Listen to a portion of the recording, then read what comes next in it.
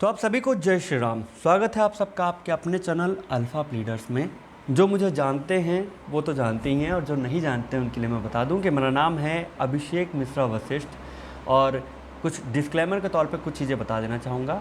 सबसे पहली चीज़ ये कि ये मैंने पहली बार ब्लॉगिंग किया है और मुझे इसका ज़रा सा भी एक्सपीरियंस नहीं था, इसलिए कुछ इसमें ऊंच नीच हो सकती है, कुछ गलतियाँ हो सकती हैं, तो उसको इग्नोर करने की, क्षमा करने की कोशिश करिएगा। सेकेंड थिंग इज़ कि मैंने इस व्लॉगिंग को, वीडियो को बनाने के लिए मैंने कई सारे फुटेज यूज़ करे हैं, जिसमें कुछ मेरे फ़ोन के हैं, कुछ मेरे दोस्त के फ़ोन के हैं, कुछ कैमरे के हैं, क्योंकि हालात कुछ ऐसे कई बार हो गए कि मौसम इतना ख़राब था कि कैमरा निकालना सही नहीं रहा। हालांकि मेरा कैमरा ख़राब भी हो गया, भीग गया था केदारनाथ में, तो इसलिए इसमें फुटेज में कई जगह पे आपको अंतर देखने को मिलेगा, इसलिए ज़रा सा भी चौंकिएगा नहीं।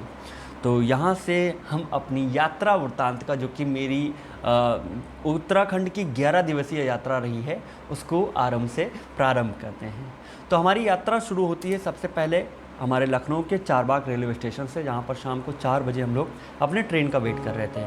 ट्रेन आई, हम लोग ट्रेन में चढ़े और पूरी रात सफ़र करने के पश्चात सुबह 7 बजे के करीब हम लोग पहुँचते हैं हरिद्वार रेलवे स्टेशन पर।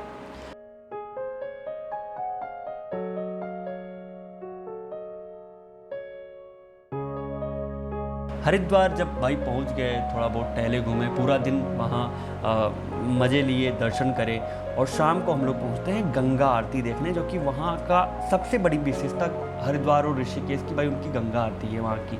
वो देखने के बाद एकदम मन शांतिमय हो जाता है, एकदम शांति से परिपूर्ण हो जाता है। क्या गजब की वाइब होती है वहाँ की। हालांकि भीड़ बहुत ज़्यादा होती है, और अगर आप भी जा रहे हैं उत्तराखंड टहलने और ऐसे मौसम में जा रहे हैं तो रेनकोट, छाता या कोई इंतज़ाम लेके जाइए, क्योंकि वहाँ पे बारिश कभी भी हो सकती है। तो हालांकि गंगा आरती के विषय में आपको 2-3 चीज़ें बता दूं। पहली चीज़, अगर आप गंगा आरती देखने जा रहे हैं तो भाई अपनी जेब का, अपने बैग का इसका ध्यान रखिए, क्योंकि वहाँ पे भाई लोग इतने बदतमीज़ हैं, जेब खाली कर सकते हैं, आपका पर्स गायब कर सकते हैं, आपका फ़ोन, आपके बैग से सामान। इसलिए कोशिश करिए कि बैग को आप अपने आगे की साइड एकदम जो पेट पे है ना वैसे लटका के रखिए, और पर्स वगैरह को भी एकदम सुरक्षित रख के रखिए। फ़ोन भी, रेनकोट लेके जाइए, छाता लेके जाइए, इन सब चीज़ों को लेके जाइए। साथ ही साथ अगर बच्चे हैं तो कोशिश करिए कि एकदम अंदर से भीड़ में ना घुसें, क्योंकि अंदर भीड़ में घुसने पे क्या होता है ना कि लोग आपको पीछे से पुश करने लगते हैं और बच्चे बहुत ही परेशान हो जाते हैं वो। ठीक है, तो अगर आपके साथ बच्चे जा रहे हैं तो आप दूर से देखने की कोशिश कीजिए, जो सामने जीने बने हुए हैं वहाँ पे बैठ के देखिएगा। और वहाँ पे कई लोग आते हैं, वो आपसे चंदा वंदा लेने, तो चंदा अपने हिसाब से दीजिए, क्योंकि कई लोग होते हैं ना चंदा देने के बाद बड़ा ओहो हल्ला मचाने लगते हैं कि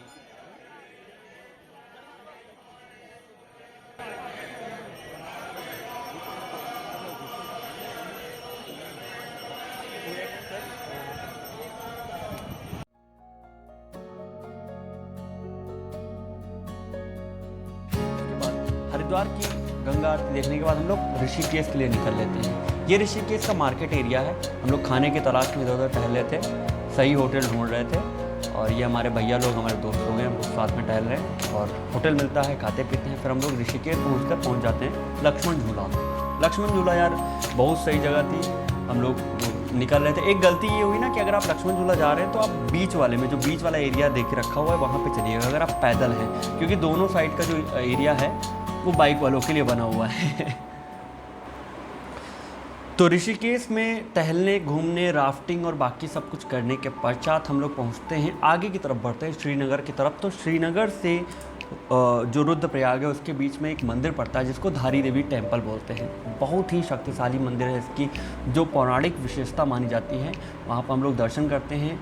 इसकी विशेषता के बारे में एक शिलालेख वहाँ पे भाई लिख के, एक पूरा पट लिख के रखा हुआ है, जहाँ पे इसके महत्व को बताया गया है, क्योंकि ये उत्तराखंड की रक्षा करने वाली देवी मानी जाती है, धारी देवी। और ऐसा कहा जाता है कि जो त्रासदी आई थी, उत्तराखंड की केदारनाथ त्रासदी आई थी, वो इसी वजह से आई थी क्योंकि सरकार ने इस मंदिर को वहाँ से हटाने की कोशिश की थी, उसके स्तंभ को उखाड़ने की कोशिश की थी, और इसी वजह से ऐसा कहते हैं कि माता जी जो हैं वो गुस्सा हो गई थी। यहाँ की विजुअल्स बहुत ही प्यारे हैं, दृश्य बहुत ही प्यारे हैं, आपका वहाँ पर बैठने का मन करेगा थोड़ी देर शांतिपूर्ण तरीके से कि हाँ चलो जो अगर आप जैसे महानगर वगैरह में रह रहे हैं तो इस जगह पर पहुंचने के बाद आपको अनंत सुख की अनुभूति होगी।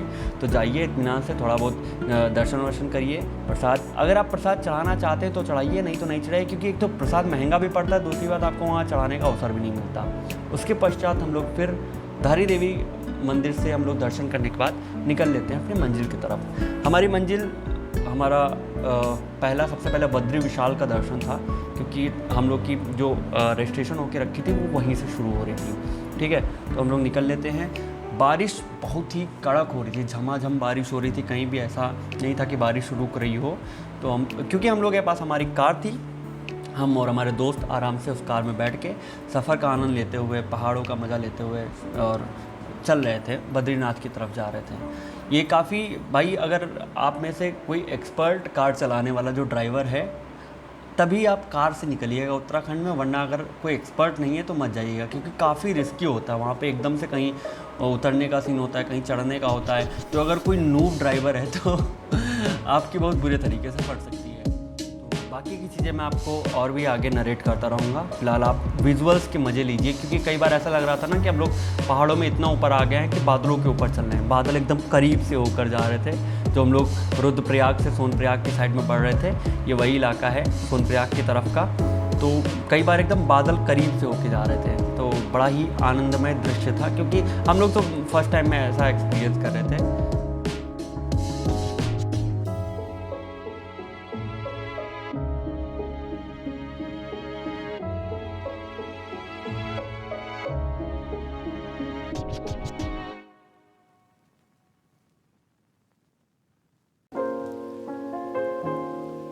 दृश्य आप देख रहे हैं ये है सुबह 6 बजे का दृश्य। हाँ, मेरी एक गंदी आदत है, मेरे दोस्तों की एक आदत है कि वो लोग भैया लोग और जो भी थे, एक हमारे सोनू भैया बड़े भैया जिनकी कार थी, और बाकी दोस्तों की और भैया लोगों की आदत थी थोड़ा देर में उठने की। मैं गांव का देहाती आदमी, मेरे यहाँ पहले ही 5 बजे तो जगा ही जगा देते हैं।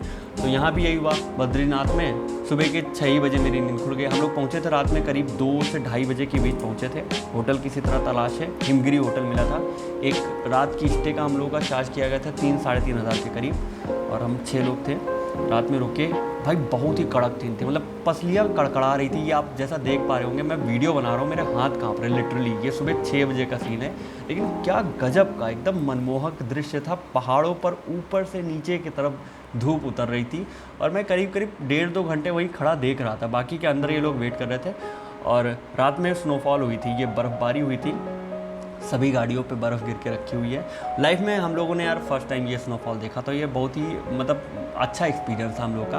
लेकिन ठंड बहुत ज़्यादा लग रही थी, मतलब इतनी ज़्यादा ठंड लग रही थी कि हम लोग रात में चाय पे चाय एकदम बिल बढ़ा के सुबह 6-7 हज़ार का बिल बढ़ा दिए, इतनी चाय पी हम लोगों ने। लेकिन यार सही बताए ना, मतलब वो वर्थ कर रहा था, वो उसकी जो हम लोगों ने कीमत अदा करी ना, वो उतना निकल के आया। ऐसा नहीं लग रहा था कि कहीं हम लोग घाटे में चले गए हैं। तो अभी देखिए बद्री विशाल हम लोग यहाँ से अपने होटल से निकलते हैं। उसके पश्चात हम लोग सुबह तैयार होकर 9-9:30 बजे के करीब अपने होटल से नहा धोकर निकलते हैं। नहाने में एकदम पसलियाँ डांस कर रही थी, एकदम भांगड़ा कर रही थी, इतना ठंड लग रहा था यार। हालांकि पानी तो गीजर से मिल रहा था गर्म, लेकिन जैसे ही पानी नहा धो के बाहर निकले और थोड़ी सी हवा लगी, वैसे ही पूरा कड़क गए थे। और हम लोग अपना जा रहे हैं, पैदल यात्रा कर रहे हैं। वहाँ स्नोफॉल की वजह से काफ़ी फिसलन थी, तो अगर आप लोग ऐसे हैं जो चप्पल थोड़े घिसे हुए पहन कर जा रहे हैं तो बच के चलिएगा। बाकी काम तो अपना सही जूते में, हल्का फुल्का जूता गोल्ड स्टार वगैरह का सस्ते में ले लीजिए, क्योंकि वहाँ पे बारिश वारिश होती है ना, तो जूते ख़राब भी हो जाते हैं। तो अगर आप महंगा जूता, जैसे हमारे एक अमन भैया हैं, वो एक वाइट कलर का महंगा जूता पहन के आए थे चौकस से, और जो छीछिया लेदर मची उनके जूते पे कि यात्रा के बाद जूते पहचान में नहीं आ रहे थे कि ये वाइट भी रहे होंगे कभी। तो इसलिए आप सस्ते मध्य जूते पहन के निकलिए, और तो ज़्यादा मज़ा आएगा, आपको टेंशन नहीं रहेगी, क्योंकि यात्रा ही कुछ ऐसी है। तो हम लोग बद्री विशाल की तरफ बढ़ रहे थे और पैदल यात्रा कर रहे थे सारे के सारे। ये शॉर्टकट टाइप का एक इलाका है। बाकी की 10 से 5 मिनट का रास्ता है हमारे होटल से, जो हिमगिरी होटल हमारा था, वहाँ से बद्री विशाल मंदिर तक का 10 से 5 मिनट का रास्ता है। हम लोगों ने वहाँ पहुँच के सबसे पहले ऑफिस पे पहुँचे, रजिस्ट्रेशन वाला जो ऑफिस था वहाँ पे दिखाया, टोकन लिया, और फिर उसके बाद मंदिर की तरफ बढ़ते हैं। तो बाकी आप लोग एंजॉय करिए इस म्यूज़िक के साथ जो थोड़ा स्लो स्लो बज रही है।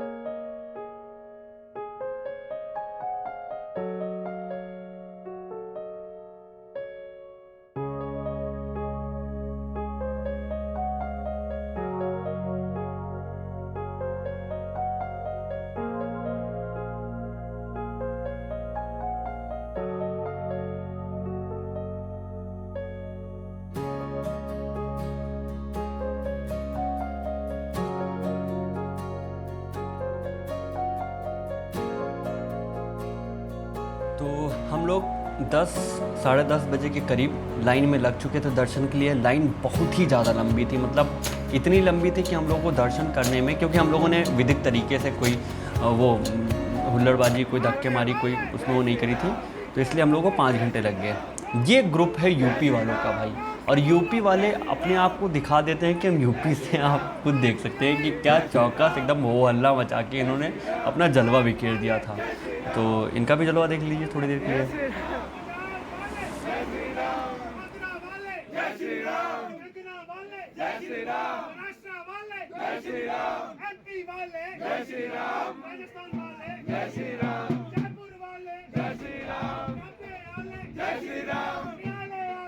लाइन में लगते हुए आपको कुछ 2-3 चीज़ें बता देता हूँ कि सबसे पहली चीज़, आप कोशिश करिए कि थोड़ा बहुत कुछ खा पी के जाइए, क्योंकि कई बार लाइन ज़्यादा लंबी लग जाती है।